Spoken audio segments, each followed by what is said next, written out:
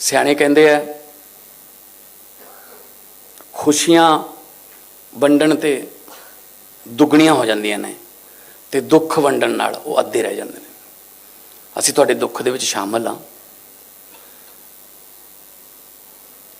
घाटा नहीं पूरा कर सकते, जान की कोई कीमत नहीं हुंदी, पर फिर भी परिवार लई बाद दे विच क्योंकि बहुत सारे कमाऊ जी चले गए, उही कमाउंदे सी तां परिवारां दे जिहड़े चुल्हे ने उन्हां दी अग बुझ जांदी। असीं थोड़ी जी पंजाब सरकार वालों तो कीते ही है, तो मुख्यमंत्री तेलंगाना ने अनाउंसमेंट की सी जिस वेले किसानी संघर्ष चल रहा सी, टकैत साहब बैठे ने, इतिहास का सब तो लंबा चलने वाला संघर्ष है। उत्थे गर्मी भी चली, उत्थे मीह नेरी तूफान ठंड धुंध हर एक मौसम चलिया, पर धरती पुत्र ने अपनिया हक्की मंगां जिहड़ियां उन्हां दा संघर्ष छड्डिया नहीं, ते जिहड़े कानून सी उन्हां नूं वापस करवा के ही उन्होंने साह लिया। और पंजाब जिहड़ा एग्रेरियन स्टेट है, जिस वेले देश अनाज बाहरों मंगाउंदा सी, उस वेले हरी क्रांति के रूप च पंजाब के किसान ने देश के सारे अनाज के भंडार भरे। धरती बहुत उपजाऊ है,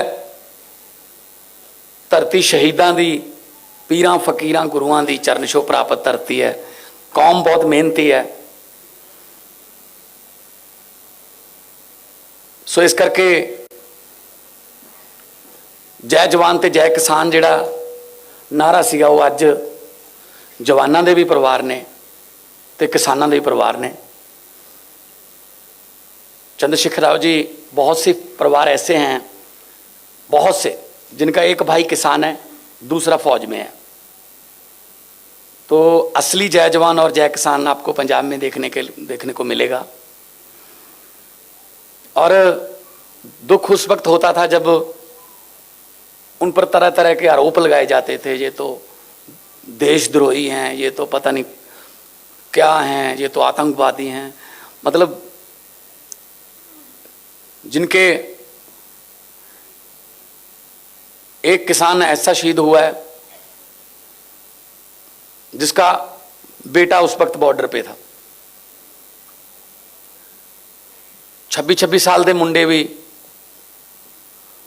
इस किसान संघर्ष की विच अपनी शहीदी दे चुके हैं।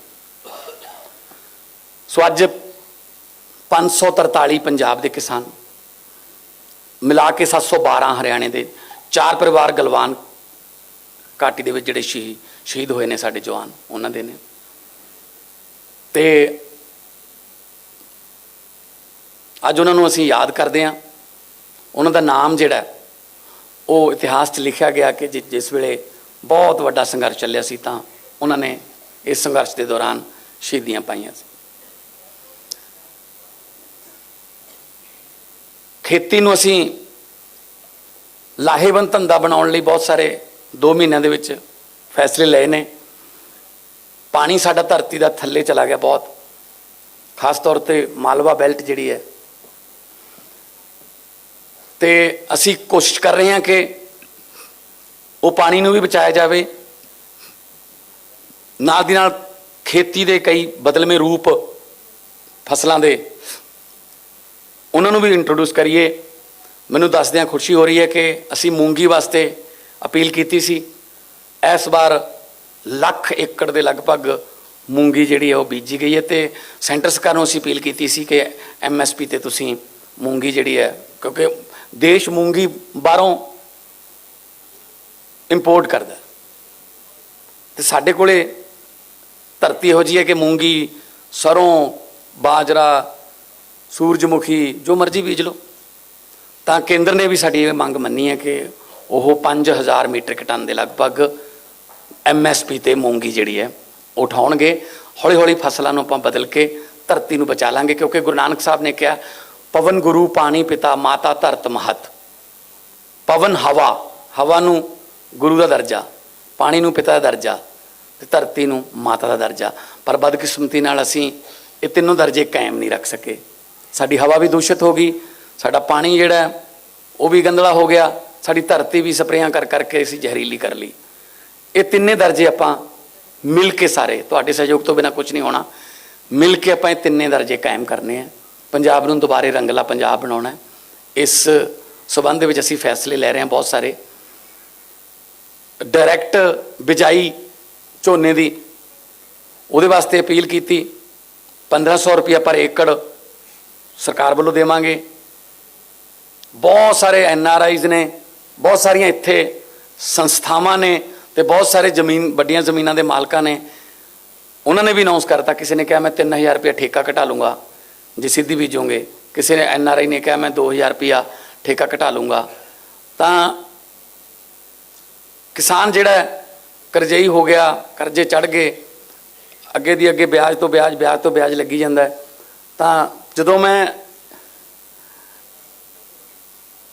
केजरीवाल जी, चंद्रशेखर जी, जब मैं पार्लियामेंट में पंजाब के किसानों की खुदकुशी का मुद्दा उठाता था तो मेरे पास तेलंगाना के, मेरे पास आंध्रा के, केरला के, तमिलनाडु के सांसद आते थे कि आज जो आप बोल रहे थे क्या पंजाब का किसान भी खुदकुशी करता है? मैंने कहा हाँ जी। तो उनको यकीन नहीं आता था कि पंजाब का किसान भी खुदकुशी कर सकता है। हमें तो ये लगता था कि पंजाब का किसान तो बहुत ही खुशहाल है, गिद्धा भंगड़ा, वहाँ पे मेले लगते हैं। मैंने कहा जी नहीं, वो नहीं रहा इस तरह का पंजाब।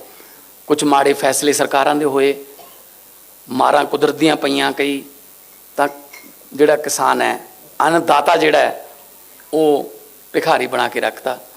असीं कोशिश कर रहे हैं कि अन्नदाते नूं भी दाते दा दर्जा जिहड़ा है, दातां वंडण वाले दा दर्जा जिहड़ा है वो कायम रखीए। सो 3 ਲੱਖ ਰੁਪਈਆ ਪਰ ਫੈਮਿਲੀ ਜਿਨ੍ਹਾਂ ਦੇ ਕਿਸਾਨ ਸੰਘਰਸ਼ ਦੇ ਵਿੱਚ ਸ਼ਹੀਦੀਆਂ ਪਾਈਆਂ ਨੇ ਉਹਨਾਂ ਨੂੰ, ਤੇ 10 ਲੱਖ ਰੁਪਈਆ ਗਲਵਾਨ ਘਾਟੀ ਦੇ ਯੋਧਿਆਂ ਨੂੰ ਜਿਨ੍ਹਾਂ ਨੇ ਦੇਸ਼ ਦੀ ਆਜ਼ਾਦੀ ਨੂੰ ਕਾਇਮ ਰੱਖਣ ਲਈ ਆਪਣੀਆਂ ਜਾਨਾਂ ਦਿੱਤੀਆਂ। ਆਜ਼ਾਦੀ ਲੈਣ ਵਾਸਤੇ ਵੀ 90% ਕੁਰਬਾਨੀਆਂ ਪੰਜਾਬ ਦੀਆਂ, ਤੇ ਆਜ਼ਾਦੀ ਨੂੰ ਕਾਇਮ ਰੱਖਣ ਲਈ ਵੀ ਅੱਜ ਸਾਡੇ ਜਵਾਨ ਜਿਹੜੇ ਨੇ ਉਹ ਸੀਨਾ ਤਾਣ ਕੇ ਖੜੇ ਨੇ। ਜਿਸ ਵੇਲੇ ਆਪਾਂ AC ਲਾ ਕੇ ਸੁੱਤੇ ਪਏ ਹੁੰਦੇ ਆ, ਉਹ ਗੰਗਾ ਨਗਰ ਦੇ ਜੈਸਲਮੇਰ ਦੇ 50 ਡਿਗਰੀ ਸੈਲਸੀਅਸ ਗਰਮੀ ਦੇ ਵਿੱਚ ਉਹ ਆਪਣੀ ਰੱਖਿਆ ਕਰ ਰਹੇ ਹੁੰਦੇ ਨੇ। ਜਿਸ ਵੇਲੇ ਸਰਦੀਆਂ 'ਚ ਆਪਾਂ ਹੀਟਰ ਲਾ ਕੇ ਪਏ ਹੁੰਦੇ ਆ, ਉਹ ਕਾਰਗਿਲ ਦੇ ਵਿੱਚ ਉਹ ਬਰਫਾਂ ਪਹਾੜਾਂ ਦੇ ਵਿੱਚ -20 ਡਿਗਰੀ 25 ਡਿਗਰੀ ਟੈਂਪਰੇਚਰ ਦੇ ਵਿੱਚ ਆਪਣੀ ਰਾਖੀ ਕਰ ਰਹੇ ਹੁੰਦੇ ਨੇ। ਸੋ ਉਹਨਾਂ ਦੀ ਕੁਰਬਾਨੀ ਦਾ ਕੋਈ ਮੁੱਲ ਨਹੀਂ ਦੁਨੀਆ ਦੀ ਕਿਸੇ ਕਰੰਸੀ 'ਚ। ਸੋ ਅੱਜ ਉਹਨਾਂ ਨੂੰ ਆਪਾਂ ਯਾਦ ਕਰ ਰਹੇ ਹਾਂ, ਸਲੂਟ ਕਰ ਰਹੇ ਹਾਂ। ਤੇ ਮੈਂ ਜਿੰਨੇ ਵੀ ਮਹਿਮਾਨ ਸਾਡੇ ਤੇਲੰਗਾਨਾ ਤੋਂ ਆਏ ਨੇ, ਦਿੱਲੀ ਤੋਂ ਸਾਡੇ ਅਫਸਰ ਸਾਹਿਬਾਨ ਆਏ ਨੇ, ਔਰ ਜਿੰਨੇ ਵੀ ਕਿਸਾਨ ਨੇਤਾ ਜਾਂ ਕਿਸਾਨ ਯੂਨੀਅਨ ਨਾਲ ਜੁੜੇ ਹੋਏ ਲੋਕ ਆਏ ਨੇ, ਵੱਖ-ਵੱਖ ਕਿਸਾਨ ਯੂਨੀਅਨ ਨਾਲ ਤੁਸੀਂ ਜੁੜੇ ਹੋਏ ਹੋ। ਸੋ ਇਹ ਫੰਕਸ਼ਨ ਜਿਹੜਾ ਇਹ ਸਿਰਫ ਤੁਹਾਡੇ ਪਿਆਰਿਆਂ, ਤੁਹਾਡੇ ਸਤਿਕਾਰਿਆਂ, ਤੁਹਾਡੇ ਬੱਚਿਆਂ ਦੇ ਸਨਮਾਨ ਦੇ ਵਿੱਚ ਹੈ, ਜੋ ਅੱਜ ਇਸ ਦੁਨੀਆ 'ਚ ਨਹੀਂ ਹੈਗੇ। ਤਾਂ ਥੋੜ੍ਹਾ ਬਹੁਤ ਆਤਮਾ ਨੂੰ ਉਹਨਾਂ ਦੀ ਨੂੰ ਸਕੂਨ ਮਿਲੂਗਾ ਕਿ ਚਲੋ ਹੈਗੇ ਨੇ ਸਾਨੂੰ ਯਾਦ ਕਰਨ ਵਾਲੇ, ਹੈਗੇ ਨੇ ਸਾਡੇ ਘਰਦਿਆਂ ਦਾ ਹੱਥ ਫੜਨ ਵਾਲੇ, ਬਾਂਹ ਫੜਨ ਵਾਲੇ। ਕਿਉਂਕਿ ਮੈਂ ਦੇਖ ਰਿਹਾ ਸੀ ਇਸ ਪ੍ਰੋਗਰਾਮ ਦੇ ਵਿੱਚ, ਇੱਥੇ ਮੀਡੀਆ ਵਾਲੇ ਸੱਜਣ ਇੰਟਰਵਿਊ ਕਰ ਰਹੇ ਸੀ ਤਾਂ ਬਹੁਤ ਸਾਰੀਆਂ ਮਾਵਾਂ ਤੋਂ ਬੋਲਿਆ ਨਹੀਂ ਜਾ ਰਿਹਾ ਸੀ, ਅੱਖਾਂ 'ਚ ਅੱਥਰੂ ਆ ਗਏ। ਕਿਉਂਕਿ ਮਾਂ ਨੂੰ ਤਾਂ ਕਦੇ ਜ਼ਿੰਦਗੀ 'ਚ ਭੁੱਲ ਹੀ ਨਹੀਂ ਸਕਦਾ। ਖਾਸ ਤੌਰ 'ਤੇ ਦੁਨੀਆ ਦਾ ਸਭ ਤੋਂ ਵੱਡਾ ਬੋਝ ਮੰਨਿਆ ਗਿਆ ਪਿਓ ਦੇ ਮੋਢੇ 'ਤੇ ਪੁੱਤ ਦੀ ਅਰਥੀ, ਬਹੁਤ ਵੱਡਾ ਬੋਝ, ਸਭ ਤੋਂ ਵੱਡਾ ਬੋਝ ਮੰਨਿਆ ਗਿਆ। ਬਦਕਿਸਮਤੀ ਨਾਲ ਬਹੁਤ ਸਾਰੇ ਪੰਜਾਬ ਦੇ ਬਾਪ ਜਿਹੜੇ ਨੇ ਉਹ ਇਹ ਬੋਝ ਨੂੰ ਢੋਂਦੇ ਨੇ। ਕਦੇ ਨਸ਼ਿਆਂ ਨੇ ਮਾਰਤੇ, ਕਦੇ ਗਰੀਬੀ ਨੇ ਮਾਰਤੇ, ਬੇਰੁਜ਼ਗਾਰੀ ਨੇ ਮਾਰਤੇ। ਆਪਾਂ ਹੌਲੀ ਹੌਲੀ ਠੀਕ ਕਰਾਂਗੇ। ਸੱਚੀ ਨੀਅਤ ਨਾਲ ਸਰਕਾਰ ਚੱਲ ਰਹੀ ਹੈ। ਤੁਸੀਂ ਐਡਾ ਵੱਡਾ ਫਤਵਾ ਦਿੱਤਾ ਹੈ, ਉਸ ਫਤਵੇ ਦਾ ਸਤਿਕਾਰ ਕਰਾਂਗੇ। ਤੇ ਜਿੱਥੋਂ ਵੀ ਮੌਕਾ ਮਿਲੂਗਾ, ਚਾਹੇ ਪੰਜਾਬ ਦੀ ਇੰਡਸਟਰੀ ਹੋਵੇ, ਦੁਕਾਨਦਾਰ ਹੋਣ, ਵਪਾਰੀ ਹੋਣ, ਕਿਸਾਨ ਹੋਣ, ਮਜ਼ਦੂਰ ਹੋਣ, ਜਿਹੜਾ ਵੀ ਪੰਜਾਬ ਦੇ ਵਿੱਚ 3.25 ਕਰੋੜ ਪੰਜਾਬੀ ਹੈ, ਜਿਹੜਾ ਪੰਜਾਬ ਦਾ ਪਾਣੀ ਪੀਂਦਾ, ਪੰਜਾਬ ਦਾ ਅੰਨ ਖਾਂਦਾ, ਉਹਦੀ ਸੁਰੱਖਿਆ ਦੀ, ਉਹਦੇ ਵਪਾਰ ਨੂੰ ਵਧਾਉਣ ਦੀ, ਉਹਦੇ ਕੰਮਕਾਰ ਨੂੰ, ਉਹਦੇ ਬੱਚਿਆਂ ਨੂੰ ਨੌਕਰੀਆਂ ਦਿਵਾਉਣ ਦੀ ਤੇ ਉਹਨਾਂ ਦੇ ਚੁੱਲ੍ਹਿਆਂ ਦੀ ਅੱਗ ਬਚਾਉਣ ਦੀ ਜ਼ਿੰਮੇਵਾਰੀ ਤੁਸੀਂ ਮੇਰੀ ਲਾਈ ਹੈ। ਤੇ ਮੈਂ ਆਪਣੇ ਵੱਲੋਂ ਜਿੰਨੀ ਕੁ ਮੇਰੀ ਤੁੱਛ ਜਿਹੀ ਬੁੱਧੀ ਹੈ, ਮੈਂ ਤੁਹਾਡੇ ਨਾਲ ਸਲਾਹਾਂ ਕਰਕੇ ਆਪਣੇ ਵੱਲੋਂ ਮੈਂ ਫਿਊਚਰ ਦੇ ਵਿੱਚ, ਭਵਿੱਖ ਦੇ ਵਿੱਚ ਵੀ ਫੈਸਲੇ ਕਰਦੇ ਰਹਾਂਗੇ ਤਾਂ ਕਿ ਆਪਾਂ, ਮੈਂ ਇਹ ਗੱਲ ਕਹਿਣਾ ਹੁੰਦਾ ਕਿ ਕਿਸਾਨਾਂ ਸਿਰ ਕਰਜ਼ਾ ਹੈ। ਮੈਂ ਕਿਸਾਨਾਂ ਨੂੰ ਕਰਜ਼ਾ ਮਾਫੀ ਨਹੀਂ, ਕਰਜ਼ਾ ਮੁਕਤੀ ਦਿਵਾਉਣੀ ਚਾਹੁੰਦਾ। ਸਾਨੂੰ ਕਿਉਂ ਲੈਣੇ ਪੈ ਰਹੇ ਨੇ ਕਰਜ਼ੇ? ਲੋੜ ਹੀ ਨਾ ਪਵੇ। ਇੰਨੀ ਫਰਟਾਈਲ ਧਰਤੀ ਹੈ, ਮੈਂ ਪੂਰੀ ਦੁਨੀਆ ਘੁੰਮੀ ਹੈ ਕਲਾਕਾਰ ਦੇ ਤੌਰ 'ਤੇ, ਕਿਤੇ ਇੰਨੀ ਉਪਜਾਊ ਧਰਤੀ ਨਹੀਂ ਜਿਹੜੀ 1 ਸਾਲ ਦੇ ਵਿੱਚ 150 ਮਣ ਦਾਣੇ ਪੈਦਾ ਕਰ ਦਿੰਦੀ ਹੈ। 90 ਮਣ ਝੋਨਾ, 60 ਮਣ ਕਣਕ।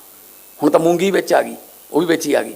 ਸੋ ਸਾਡੀ ਜਿਹੜੀ ਧਰਤੀ ਹੈ ਦੁਨੀਆ 'ਚ, ਜਿੱਥੇ ਅਮਰੀਕਾ, ਕੈਨੇਡਾ, ਇੰਗਲੈਂਡ, ਅਸੀਂ 40-40 ਲੱਖ ਰੁਪਈਆ ਮਾਂ ਦੀਆਂ ਬਾਲੀਆਂ ਵੇਚ ਕੇ ਚੱਕ ਕੇ ਫਿਰਦੇ ਹਾਂ ਵੀ ਉੱਥੇ ਲੈ ਜਾਓ ਸਾਨੂੰ, ਉੱਥੇ ਧਰਤੀ ਜਿਹੜੀ ਆ ਉਹ ਮਸਾਂ 25-30 ਮਣ ਵਾਲੀ ਹੈ, ਕਿਉਂਕਿ 6-6 ਮਹੀਨੇ ਤਾਂ ਬਰਫ਼ ਹੀ ਪਈ ਰਹਿੰਦੀ ਹੈ। ਤੁਹਾਡੇ ਬਹੁਤ ਸਾਰੇ ਹੋਣਗੇ ਰਿਸ਼ਤੇਦਾਰ, ਦੋਸਤ ਜਿਹੜੇ ਬਾਹਰ ਰਹਿੰਦੇ ਨੇ, ਪਰ ਮੇਰੀ ਸਮਝ ਤੋਂ ਬਾਹਰ ਹੈ। 20-25 ਮਣ ਵਾਲੇ ਮੌਜਾਂ ਕਰੀ ਜਾਂਦੇ ਨੇ, 150 ਮਣ ਵਾਲੇ ਭੁੱਖੇ ਮਰੀ ਜਾਂਦੇ ਨੇ। ਕਿਤੇ ਨਾ ਕਿਤੇ ਲੀਡਰਸ਼ਿਪ 'ਚ ਕਮੀ ਰਹੀ। ਜਿਨ੍ਹਾਂ ਨੂੰ ਆਪਾਂ ਅੱਗੇ ਕਰਦੇ ਰਹੇ, ਉਹਨਾਂ ਨੇ ਆਪਣੇ ਹੱਕ 'ਚ ਕਾਨੂੰਨ ਨਹੀਂ ਬਣਾਏ। ਆਪਾਂ ਉਹਨਾਂ ਦੇ ਹੱਕ 'ਚ ਬਹੁਤ ਭੁਗਤਦੇ ਰਹੇ, ਉਹ ਆਪਣੇ ਹੱਕ 'ਚ ਨਹੀਂ ਭੁਗਤੇ। ਸੋ ਮੈਂ ਸਾਰੇ ਜਿੰਨੇ ਵੀ ਇੱਥੇ ਤੁਸੀਂ ਪਹੁੰਚੇ ਹੋ, ਜਿਹੜੀ ਸ਼ਹੀਦੀ ਆ ਉਹ ਛੋਟੀ ਵੱਡੀ ਨਹੀਂ ਹੁੰਦੀ। ਸ਼ਹੀਦੀ ਦੇ ਵਿੱਚ ਕੋਈ ਰੈਂਕ ਨਹੀਂ ਹੁੰਦਾ, ਕਿਉਂਕਿ ਗੋਲੀ ਇਹ ਨਹੀਂ ਦੇਖਦੀ ਕਿ ਮੈਂ ਇੱਕ ਸਿਪਾਹੀ ਦੇ ਸੀਨੇ ਵੱਲ ਨੂੰ ਚੱਲੀ ਹਾਂ ਜਾਂ ਮੈਂ ਕਿਸੇ ਸੂਬੇਦਾਰ ਦੇ ਜਾਂ ਜਰਨੈਲ ਦੇ ਜਾਂ ਕਰਨਲ ਦੇ ਜਿਹੜੇ ਸੀਨੇ ਵੱਲ ਨੂੰ ਚੱਲੀ ਹਾਂ। ਅਤੇ ਮਾਂ ਹਮੇਸ਼ਾ ਪੁੱਤ ਜੰਮਦੀ ਹੈ। ਮਾਂ ਕੋਈ ਮਤਲਬ ਸ਼ਰਾਰਤੀ ਅੰਸਰ ਜਾਂ ਕੋਈ ਸਮਾਜ ਵਿਰੋਧੀ ਨਹੀਂ ਜੰਮਦੀ। ਮਾਹੌਲ ਕਈ ਵਾਰੀ ਇਸ ਤਰ੍ਹਾਂ ਦਾ ਹੋ ਜਾਂਦਾ। ਸੋ ਮੈਂ ਸੱਚੇ ਦਿਲੋਂ ਸ਼ਰਧਾਂਜਲੀ ਦਿੰਦੇ ਹੋਏ ਚੰਦਰਸ਼ੇਖਰ ਰਾਓ ਜੀ CM ਤੇਲੰਗਾਨਾ ਦਾ ਔਰ ਮਾਨਯੋਗ ਆਮ ਆਦਮੀ ਪਾਰਟੀ ਦੇ ਸੰਸਥਾਪਕ ਅਰਵਿੰਦ ਕੇਜਰੀਵਾਲ ਜੀ ਦਾ ਤੁਹਾਡੇ ਵੱਲੋਂ ਬਹੁਤ ਬਹੁਤ ਧੰਨਵਾਦ ਕਰਦਾ। ਔਰ ਮੈਂ ਇਹੀ ਪ੍ਰਮਾਤਮਾ ਅੱਗੇ ਅਰਦਾਸ ਕਰਦਾ ਕਿ ਪ੍ਰਮਾਤਮਾ ਜਿਹੜੇ ਵਿਛੜ ਗਏ ਸਾਥੋਂ, ਉਹਨਾਂ ਦੀ ਆਤਮਾ ਨੂੰ ਸ਼ਾਂਤੀ ਦੇਈ ਅਤੇ ਪਰਿਵਾਰਾਂ ਨੂੰ ਭਾਣਾ ਮੰਨਣ ਦਾ ਬਲ ਬਖਸ਼ੀ। बहुत बहुत धन्यवाद। वाहिगुरु जी का खालसा, वाहिगुरु जी की फतेह। बच्चों को लेकर, वंचितों गरीबों के कल्याण को लेकर, या फिर हमारे घर परिवार के जो बुजुर्ग हैं दोस्तों, आज हम आप सब लोगों को यहाँ पे एक सम्मान राशि तो देंगे, लेकिन जो आप लोगों ने अपनों को खोया है उनकी जान की कीमत नहीं लगाई जा सकती। अगर अपना कोई चला जाता है उसकी कोई कीमत नहीं होती।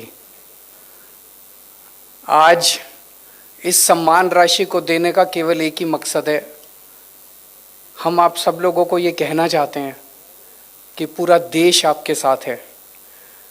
हमें गर्व है उन लोगों पे जिन जवानों ने गलवान घाटी में शहादत दी, जिन किसानों ने देश के अंदर किसानी को बचाए रखने के लिए 1 साल तक संघर्ष किया और इस दौरान अपनी शहादत दी। यह आंदोलन पंजाब के किसानों का नहीं था, यह आंदोलन हरियाणा के किसानों का नहीं था, यह आंदोलन पूरे देश का था। इसीलिए इसी भावना के साथ आज तेलंगाना के मुख्यमंत्री साहब तेलंगाना से आप लोगों को एक एक सम्मान राशि देने के लिए आप सब लोगों के बीच में आए हैं। हम तेलंगाना के मुख्यमंत्री साहब का भी तहे दिल से शुक्रिया अदा करते हैं। पंजाब सरकार पहले ही उन सब परिवारों को सम्मान राशि के रूप में कुछ दे चुकी थी। आज तेलंगाना से आए हैं, ये दिखाता है कि सारा देश आपके साथ है। ये किसी एक राज्य या एक किसी वर्ग का आंदोलन नहीं था। मुझे याद है ये आंदोलन दिल्ली के बॉर्डर पे हुआ था और दिल्ली का मुख्यमंत्री होने के नाते मेरा अपनी तरफ से ये एक हवन था, अपनी तरफ से मैंने भी उसके अंदर थोड़ी बहुत आहुति दी। हम जो भी कर सकते थे हमने वो सब किया। मुझे याद है जब सबसे पहले पंजाब से और हरियाणा से किसान चले थे और किसान दिल्ली की तरफ कूच कर रहे थे और रास्ते में थे किसान, तभी हमारे पास केंद्र सरकार से एक फाइल आई कि भाई किसान दिल्ली की तरफ कूच कर रहे हैं, इन सभी किसानों को गिरफ्तार करने के लिए हमें दिल्ली के स्टेडियम जितने हैं उन सारे स्टेडियम को जेल बनाना है, ताकि जब किसान दिल्ली में एंटर करेंगे तो उनको सबको हम जेल में कैद कर लेंगे, क्योंकि जो मौजूदा जेल है वो तो इतनी बड़ी जेल नहीं थी कि इतने सारे किसानों को कैद किया जा सके। मैं भी आंदोलन से निकला हुआ हूँ, अन्ना आंदोलन से हम लोग निकले हुए हैं, और अन्ना आंदोलन के समय हमारे साथ भी यही हुआ था कि अन्ना आंदोलन के समय जितने लोग रामलीला मैदान में जंतर मंतर पे आते थे, उन सबको जब गिरफ्तार किया करती थी सरकारें तो जेलें छोटी पड़ जाती थी, तो वो सारे स्टेडियम में हम लोगों को गिरफ्तार करते थे। मैं भी कई कई दिन स्टेडियम में गिरफ्तार रहा हूँ। तो मैं समझ गया कि ये किसानों के आंदोलन को ख़त्म करने की एक साजिश है। अगर जो किसान दिल्ली के बॉर्डर पे पहुंच रहे थे, दिल्ली में एंटर करने के बाद अगर उनको सबको स्टेडियम के अंदर कैद कर दिया जाता तो किसान आंदोलन उसके बाद वो स्टेडियम के अंदर ही रह जाता। तो वो फाइल केंद्र सरकार के पास आई। किस्मत अच्छी थी कि वो पावर हमारे पास थी स्टेडियम को जेल में कन्वर्ट करने की, और हमने इतना प्रेशर हमारे ऊपर डाला गया केंद्र सरकार के द्वारा कि आप, हमने करने से मना कर दिया। हमने कहा नहीं, हम स्टेडियम को जेल में कन्वर्ट नहीं करेंगे।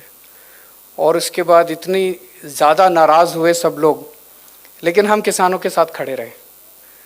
उसके बाद किसानों के लिए लंगर लगाने का, पानी का इंतज़ाम करने का, दिल्ली सरकार द्वारा टॉयलेट का इंतज़ाम करने का, तो इस पूरे हवन में मुझे खुशी होती है कि मुझे भी मौका मिला अपने किसान भाइयों को जो संघर्ष कर रहे थे उनकी सेवा करने का। जिस तरह से हम सेवा कर सकते थे हमने सेवा करने की कोशिश की। आज भी जब पंजाब के अंदर हमारी सरकार बनी है, आम आदमी पार्टी की सरकार बनी है, हमारी पूरी कोशिश है, हमारी सबसे पहली कोशिश है कि किस तरह से किसानों की आमदनी को बढ़ाया जाए।